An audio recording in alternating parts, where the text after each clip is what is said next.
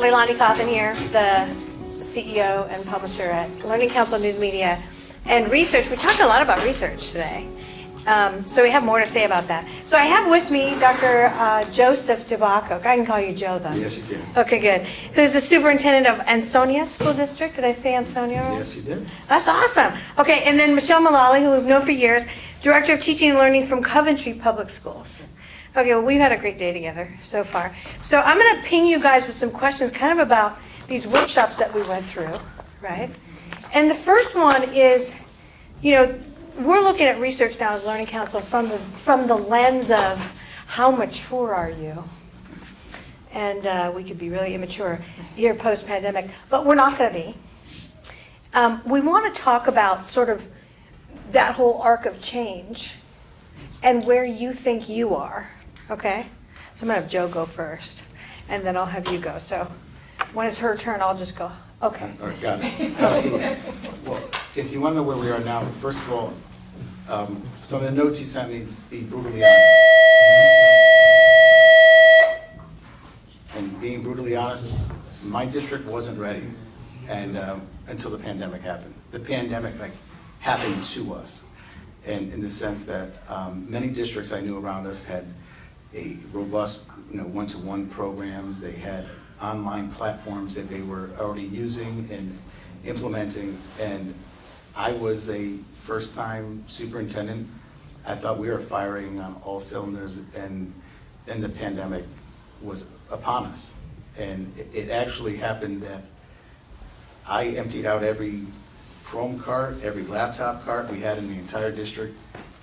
Everyone in central office, we dismantled every device that we could find, anything that we maybe didn't meet the requirements. We disinfected them, got the cables, the cords, everything we could, and we handed out 1,800 devices in 3 days. And then I locked my curriculum directors in a room for 3 days and said, don't come out until we have some sort of online presence where we can actually send our families to and our teachers to have access to. You really did that? They were locked in there for 3 days? I was handing pizza underneath the door. So that's when, and I bring it up, and that's where it comes to when I shared about how superintendents as the pandemic was upon us, everyone was sharing. And when I mean everyone sharing, we were able to take things from different districts. Meriden, I would just take your logo off things and put mine on it, and then, or other places. But the thing is, that's when that came in. So where are we now? Imagine handing out devices in 3 days. You don't just have a one-to-one program in 3 days. No, you don't. That's a tactic. It's not a strategy. And I wrote that down. It's a tactic, not a strategy. But and also during that time, we were actually weeding through any of our online programs that we were having, and we said teachers were using things that didn't have any student data privacy agreements. Oh yeah, that's got to go. And so we had to get rid of those. So we spent a lot of time weeding the garden, but we also were trying to, as first-time superintendent, I'm looking at them like, what is the academic return on investment? What are we getting from these programs? Yeah. And how often are these programs being used, or are they being used? And so then we have online platform that will monitor the use of all the different programs that we use, and who's using what, and are they really aligned to our curriculum, or are they even part of our curriculum? So if you ask me where we are now is we have online training, kind of like we've heard before, where teachers can get it. We have we actually had early release days on Wednesdays, so teachers could get any of the trainings that they wanted. They had a full menu of trainings. But kind of the maturity, where are we? I want to be further, and that's a different question, but where are we now? We're deciding on where the next step is for us. By next step is how far can we go in the limits, in the constructs that we have to work in when it comes to having a larger online presence, and can we do things different with our school day and the like. But right now where we are, we're full in, but we also offer a bunch of classes that our students can take online, where we actually have teachers that are in that content area that help support them while they're taking the online class, so we can award credits for it. That's where we are right now, infancy stage, and we have just a couple classes, And I was going to send you also some of the programs. We have anything from Bitcoin and blockchain classes where these kids are Wow. unbelievably interested. He just said blockchain, so NFTs. yeah, stumbled on that one. That was awesome. Yeah, so that's where we are now. Like I said, toe in the water. I'm not going to say where, but I think we can expand it and make it a lot more robust. I want to be further, but I have to also understand where we came from and where we are now. If you told me, before the pandemic and where we are now, absolutely not. But it was the resiliency of the teachers and the families that they willed it to happen. I don't think they knew it was happening, so they said, we need to do this for our students. And the teachers actually made things happen. It was actually quite amazing to see what the administrators and teachers could do when they said, we need to do something, we have to do better, we have to do more. I saw teachers, they would come on different hours at night to help and give, be supportive. So, I mean, where I'd like to go, I have my ideas of where I'd like to go, but where we are, light years in comparison to, I can tell you the day, I know the day was March 12th, was when I destroyed every laptop cart, and then 3 days later, we handed it out. So that's where we are right now. Yes, very good. The bell keeps ringing, and I'm going to come back to that bell in a second. But maturity for you at Coventry. So you went through the same discussion. What are your thoughts for you? Well, I think that what a hardship the pandemic has been for students, families, teachers, for all of us. But I do think in a lot of ways it's been an accelerator. Yes, like that word. Even though we're still dealing with some fallout, I really do think it's accelerated. And probably all of us have this similar experience, modified or helped us modify our vision or expand our vision in some different ways. So going into the pandemic, things that were very strong for us, we are really a district focused on research-based instructional strategies. We spent a lot of time on professional development in that area. We had a lot of customized professional development on technology integration for elevating learning and elevating critical thinking. And we have a very strong, a hallmark of our district is teacher collaboration, everybody collaboration. So to bring those things into the shutdown, people were maybe at different stages of their comfort with the use of technology, or what did it look like. Yeah. We were one-to-one for from grade 8 to grade 12, and we went in a week and a half, just about a week and a half, to K to 12, all Chromebooks one-to-one. And I'll tell you, we would never have moved our Board of Ed in a week and a half under any other circumstances. So that was a really a win, a takeaway. So we initially focused our professional development during remote learning, and when we came back to hybrid in September 28th, 2020 to 4 or 5 days with in-person learning. We didn't want to lose traction, so we focused our professional development on three or four research-based instructional strategies we were already hitting, but how to integrate them best practice in using certain platforms and certain technologies, because we didn't want to see just low-level tech integration. Good. So moving in that direction. So I think that is something that has been very good. We've added some platforms that have allowed us to go to a more blended learning approach faster than I thought we would, as a result of we needed to. So an example would be we use the Eureka Math product for grades K through 5. It's really research-based. It's been very helpful to us. So how are you going to teach math? With some teachers very skilled in the Zoom room, in the Google Meet room, some not so skilled. So we added the Zern product, which is a lesson for lesson with Eureka Math. So I could teach it in person, and here's the lesson, or the student could do it online, and then we'll have some more student data being generated, and it's a very interactive platform. Bet you that's a whole fascinating story, what went on behind the scenes with that. Yeah, and we decided to, we want, to your point, you need the human factor. Yes. And what did we find out? When we asked teachers what worked really well for you in remote learning, I mean, to a person, they said, I had great relationships with my students before remote learning, and so that helped me be able to teach them well, Yes. when we were not in person. So how do you keep you want that teacher instruction yet, this is a platform that's very useful. So it's, 1 or 2 days a week we use the Zern in the classroom. They use it at home. So when we're using it in the classroom, then the teacher's pulling this accelerated group over here or this accelerated group over here. Mm-hmm. We've also been accelerating math enrichment, so maybe we're closer to a model you're talking about without the time and space piece in mathematics, where we can have our classroom, we can differentiate and personalize a little in our classroom, we can pull kids on a different block of time for more intervention, catch up, who maybe didn't engage as much or need more support, but we also can accelerate kids. We use a different product for that.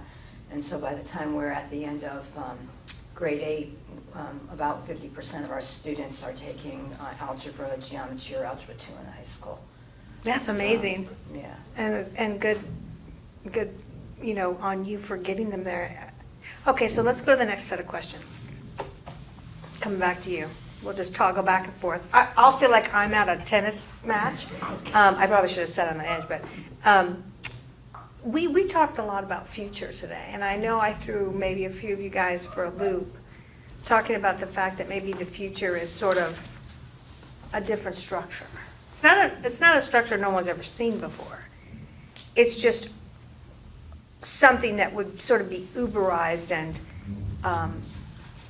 every student on their own path, and then manage to speed up on one or slow down on another. And it's the disaggregation of the classroom into something that looks a little bit like online and big study halls, but is not, because it's focused on the humanness of the human intersection. When do we come together? And that's all predicated on what we looked at as a research institute over the pandemic of what do people really want? What's happening in all these other markets where, if we're going to come together, but a very good reason, otherwise I'm just going to buy it on Amazon. Why am I going there? Like, that's a long ways for me to drive. So it's really come down to we're trying to be normal, but it's not really normal. What do we need to be? What is the structure of the future? So I'm not asking you to say, oh yeah, I'm hard driving at that. I just want your opinion and maybe a mental calculation of the effort it would take to even think about that in your district.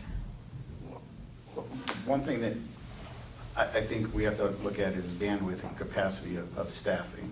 Yeah. And we also have to say, are people ready for this monumental shift? Because what you're really asking is, and I'm a number one proponent, let's spin everything on its head and let's find another way we can be more effective, more efficient, eliminate, waste and redundancies, and there's got to be a more efficient way we can do things. And maybe more personalized for every kid. Which then goes to also another point that you also brought up as well, is the fact that a lot of my teachers had great relationships before the pandemic, and they were able to navigate, even if it was difficult at first, whatever online platform you were using, they were able to, people were more tolerant and more understanding because I knew the students and we knew the students. I do think technology has to be purposeful and deliberate. Yes. And when you're implementing it. And what we are seeing is I'm not just saying just younger teachers, but my teachers that have started, and so there's some that only know life during a pandemic. Yeah, scary. And that's not really what happens. You just can't mute kids in class and turn their video screen off. You actually have to manage your time and your space, and you have to manage what's happening. And what also happens is people, teachers, and students can disconnect by opening up that laptop. And Or flipping up their phone. Exactly. Yeah. And it automatically creates that barrier, it creates that disconnect. What we see happening is that there's a huge, the SEL portion where, guess what, we need to know our learner, know our student. Because in a previous life, I was a special ed teacher, and every one of my special ed students had their own learning path. They had their own IEP, and I always dreamed, I always never understood why every student doesn't have their own pathway, have their own plan, which then kind of, morphed itself into why doesn't every kid have their own learning plan and target, and how can some be accelerated and some need to be supported more along that continuum?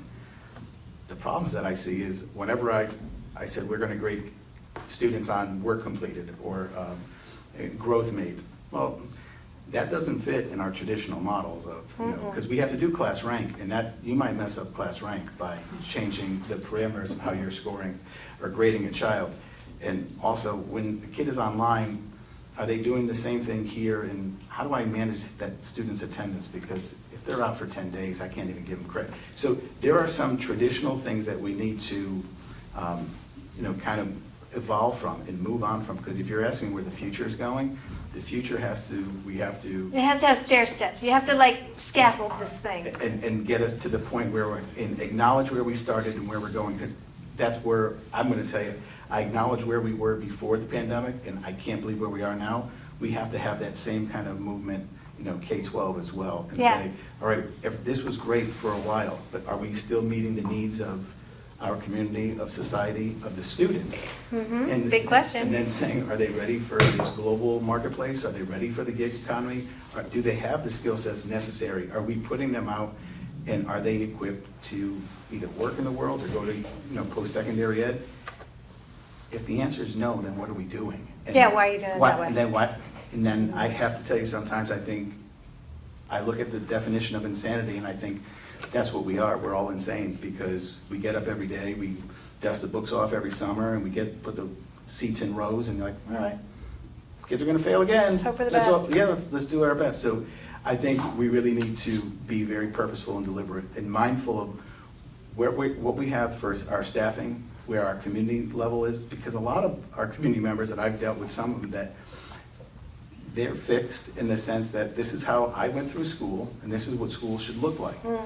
I'm like, and that's great. And- Yeah. But our world is different from when you went to school.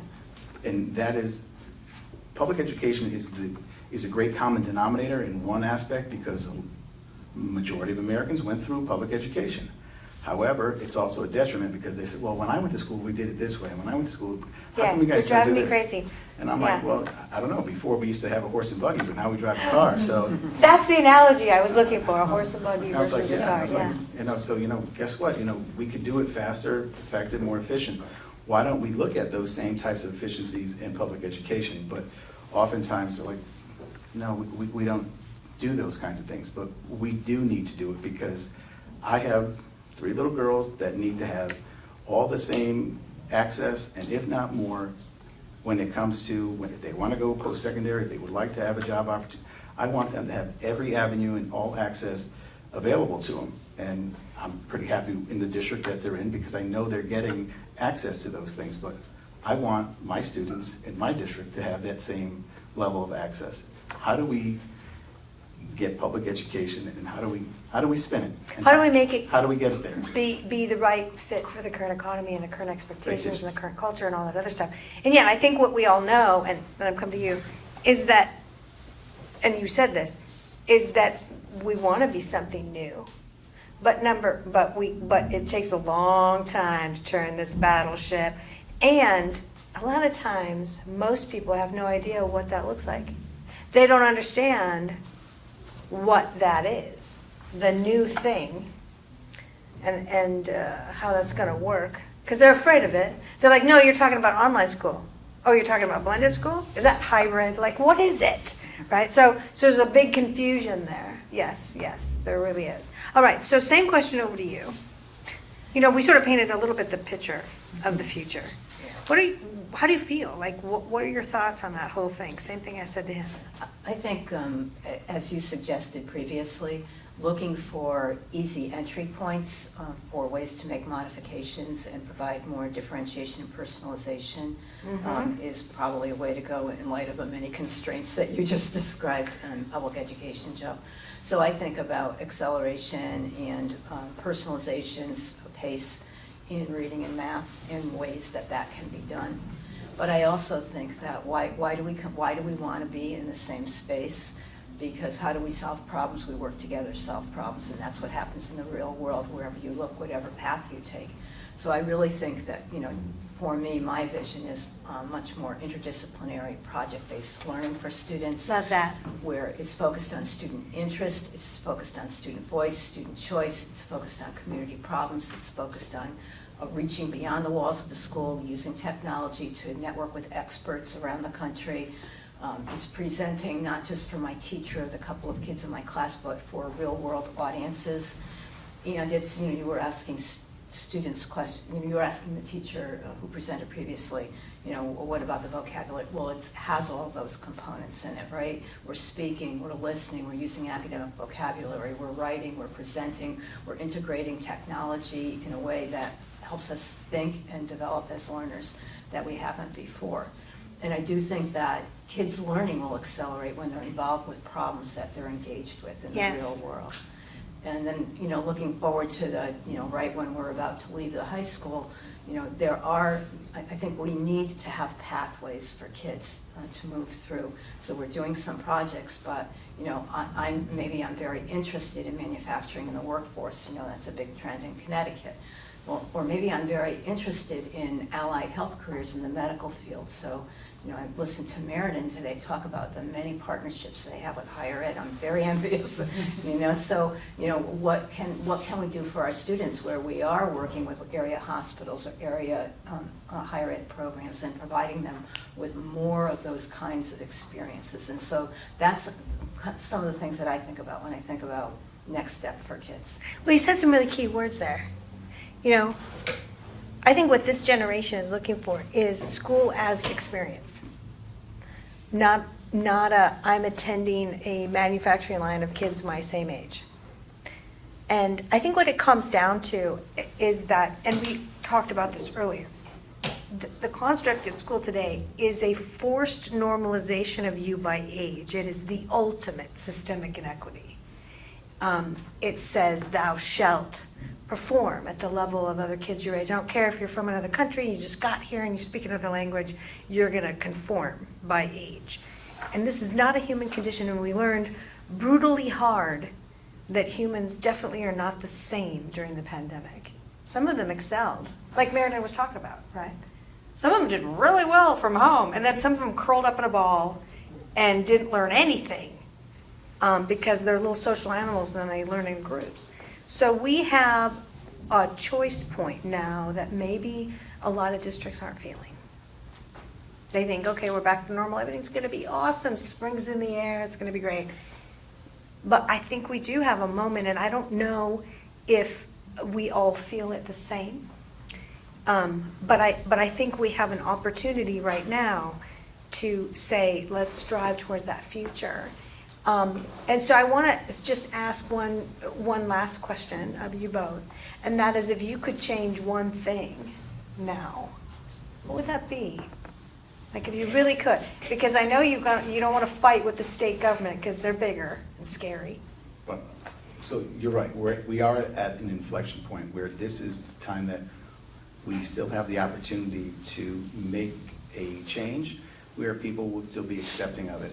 If you slide back into whatever normalcy is, you've lost your opportunity. So, Yeah. So the opportunity, if I could do anything, number one, I would shake up the accumulation of credits, how they're established, but I would also definitely do a number on how credits could be awarded and the school day and what it consists of, because I think it could look different for every student. So I hate to say there's three things there.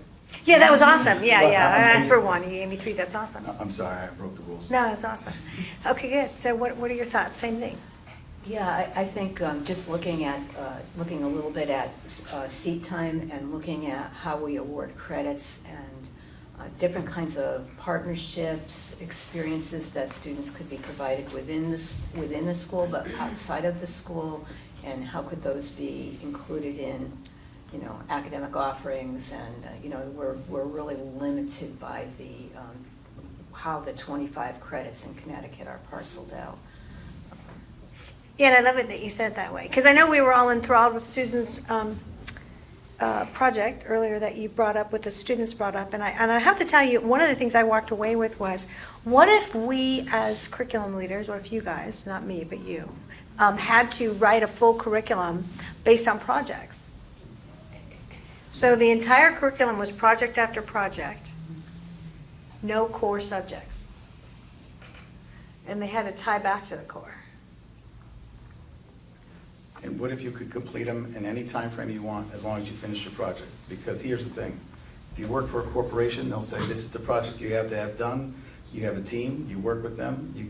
I actually think you can get the project done on Monday, maybe check in with your teacher on a Wednesday and present on a Friday. And the other days that you could be doing maybe internships on, Tuesdays and Thursdays. Or helping your grandma or something. Absolutely, or volunteering in your community. But you Yeah. could, the thing is, it's not necessarily you have to be in that class to do it, because if you work for a company right now, they don't care if you're doing your work 2 o'clock, 4 o'clock in the morning. Just get it done. As long as you get the work done.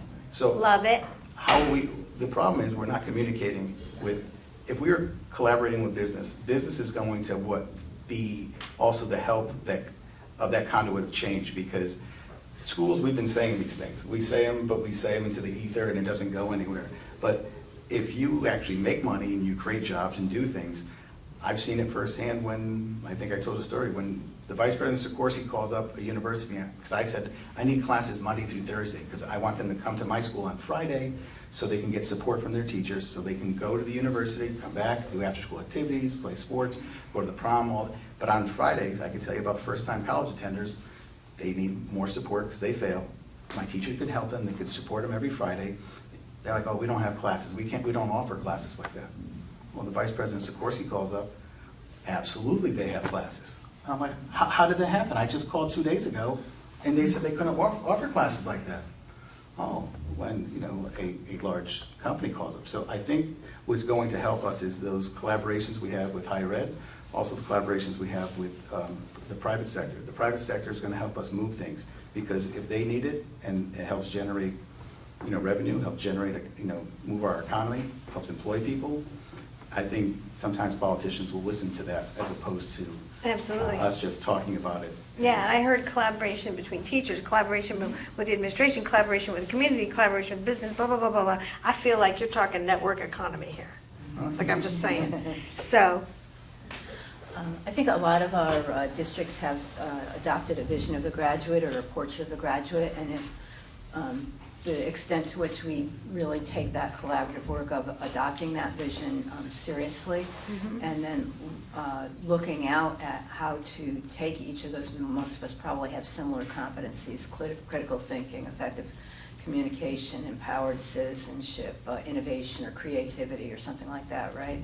So if we take that and how do we leverage those skills K-12 and articulate those skills and instruct those skills and provide learning around those skills K-12, we can tie every one of those competencies back to our standards. In our district, we've started to do that across the curriculum. And I do think, when we think of a vision of our graduate, we're really trying to think ahead to things we can't think that far ahead to. Our kids who are 6 years old, do we know what the world's going to look like for them in 12 years? I've been around a while. I don't think I could guess it, right? Can you guess? So we really have to have kids who can think, kids who are flexible, kids who work together with other kids, kids who problem solve. What do these kids say? It's fun to work together, it's less work to work together, we like to work together, it's exciting to work together, right? They didn't sound like it was drudgery in the classroom. To me, it sounded like pretty exciting, and now we're going to go back and reinvent those bridges. So I think really pushing, leaning on those skills, articulating them, creating really thoughtful learning opportunities around them, and reaching out beyond the walls of the schools to connect and network and look in the community. love that vision. Well, this has been awesome, right, people? Any last questions for them? You guys want to throw them a zinger? No? Going once? Going twice? Go ahead. Can we go first, Susan? All right. So, what is the one lesson in terms of technology and digital world that you would use in the future, whether in terms of planning or in terms of approaching technology, innovation, or learning differently now post-pandemic? So that you learn from pre-pandemic to post-pandemic. What was your big lesson? Big takeaway. Big takeaway, yeah. I think that our teachers found out that they were a lot more innovative than they thought they were, a lot more capable than they thought they were, a lot more resourceful than they thought they were, a lot more open to new learning. So, You know, I always try to, when I encounter personal challenges, I try to anchor back to a time in the past I was successful. You know, sometimes I really have to reach, but, you know, we look around and one of the things we did as a district is I met with the teachers that, you know, volunteer at each of our schools to share out, had asked them to share out their innovations. What was it that they did that they didn't want to lose? And there were some really interesting, you know, some profound and some pragmatic takeaways that we had. We had a teacher of first graders who had a real aha moment about how to teach guided reading and save more class time using some of the technology. So. Awesome. I would tell you that when this pandemic occurred, I had a couple thoughts. The first thought, public education for the longest time, we've had stressors placed on us, but I thought this could have been a breaking point. That this really could have been a point where we couldn't turn back from. But what I realized was the unbelievable resiliency of public education and teachers. One thing you can never count out is the strength and the will of a teacher. And I equate that to a mama bear, papa bear kind of instinct. They'll do anything for their students. And what I saw between my administrators and teachers, they were doing anything and everything that they could do for their families and their students, which then told me that, to be honest, what I took away is you can't break public education. You can't break public educators. You can't. They're just too strong. They will things to happen. I saw them will a district together and will a district into one-to-one, which existed 3 days prior. If you told me that prior, I'd say no way. But I also was worried. I'm still kind of worried about, you know, staffing and some other things. But if you told me prior to the pandemic, I'm like, this might be the deal breaker. But what it did for me, it kind of reinvigorated myself and my thinking, because what I saw is beyond myself and way beyond what I could have ever imagined. The teachers that my students, my own children had, but also the children in my district. So what I could tell you is public education is not dead and it's not broken. We can change. We have some of the most talented people around, administrators and teachers and staff members all the way up. Otherwise, we wouldn't be here talking about it right now, because we can do things better, more efficient, more effective, but we could have thrown our hands up and walked away from it, but it didn't happen that way. Thank you. Good. Susan, you have a final question. I have an after question. Okay. All right. Well, this is details on a program. yeah. This has been awesome, right? All right. So let's give them a hand. Thank you very much for being with us.